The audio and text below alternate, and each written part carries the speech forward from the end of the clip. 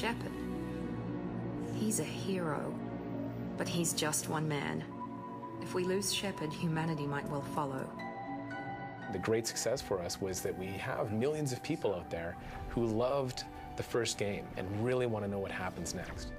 The story in Mass Effect 2 ends up going to some of the really dark places in the galaxy.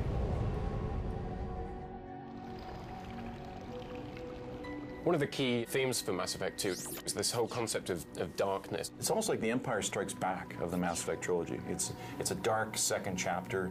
It's moody. It's like that dark space you kind of keep secret that we're scratching at that you're going to go to in this game. Well, Mass Effect 2 is a darker game. We definitely wanted to support that with the lighting. Definitely going to some gritty worlds. We go right from clean space stations to sort of the dark end of the spectrum. From a cinematic point of view, lighting is so important. We wanted to make each level have its own color palette, have its own lighting style.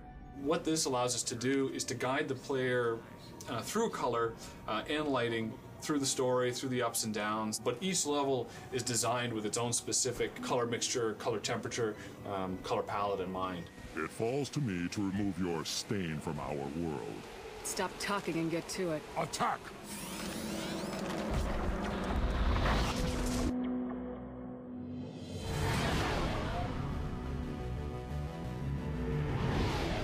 The environments in Mass Effect 2 are so much more alive than in the first one. Approach exterior docking cradle 17. We have so much more diverse range of places and locations to visit in the second one. So we wanted to go to a place called Omega, which is the opposite of the Citadel. It's a station that's built underneath this asteroid that's mining it. It's beat up, it's dirty, it's seedy. It's got more environment for like smoke and dirt. It's really an exciting place. That's close enough.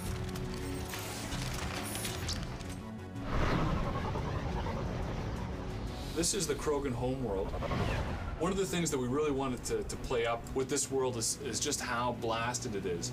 You know, it's absolutely ruined. The wind here is just harsh and ripping. It kicks up all kinds of dust and atmosphere and really just make the player feel like it's this choking experience.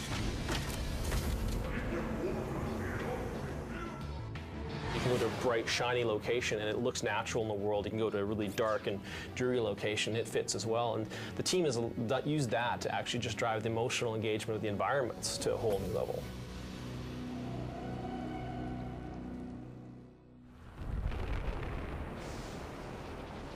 One of the key focuses for the sound design for Mass Effect was this concept of darker, kind of noise-polluted world that we have in Mass Effect 2.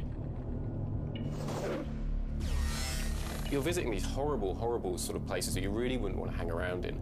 And it makes a real big difference when the audio is really feeding into that whole vibe. We could just knock around and take her. I'd like to see you try. This isn't like the other hubs we've seen here.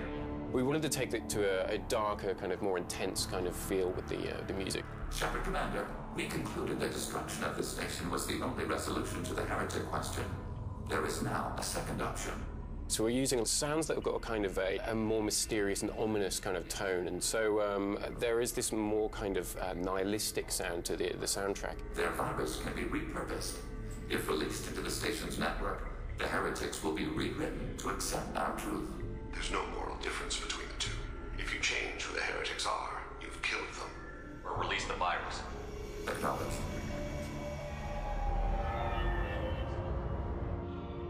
So, this assassin, you planning to stop him? I'm just here to make sure he survives.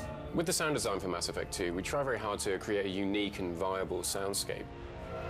For an example, the flying cars that you hear traveling around in places like the Citadel and Ilium. There's a bridge downtown that's got this really strange kind of corrugated metal arrangement on the floor that's got this really interesting sound when cars drive over it. So I recorded all these strange pass-by sounds and sort of distorted the sound to create this weird sort of tonal element as the cars fly past. And you can hear that in all of the flybys on places like that.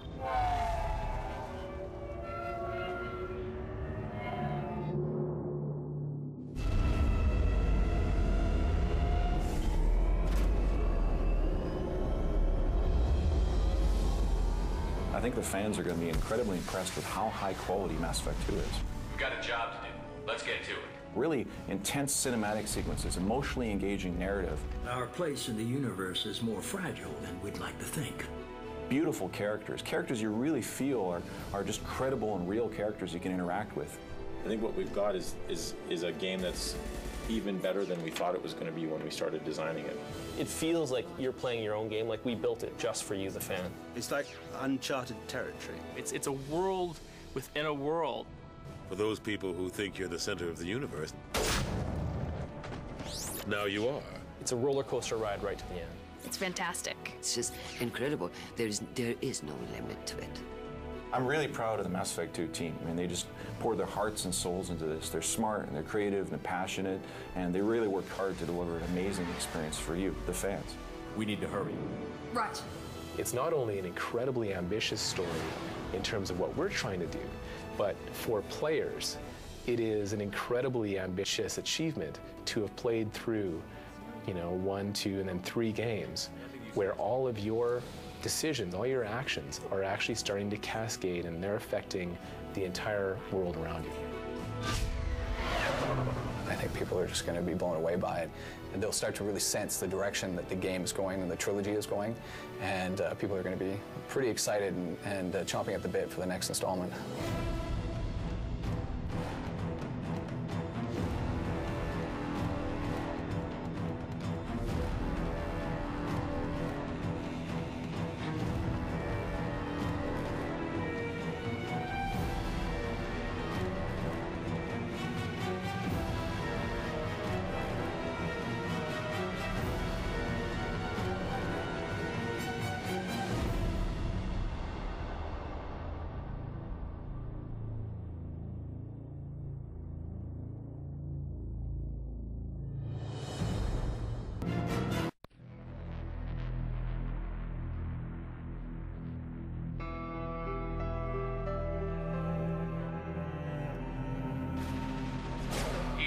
Got a problem here.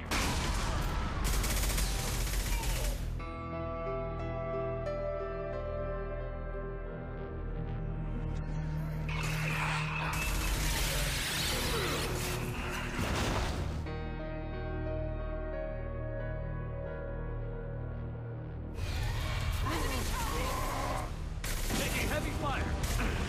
Got no shield.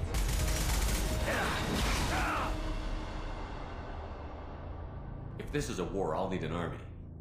Or a really good team.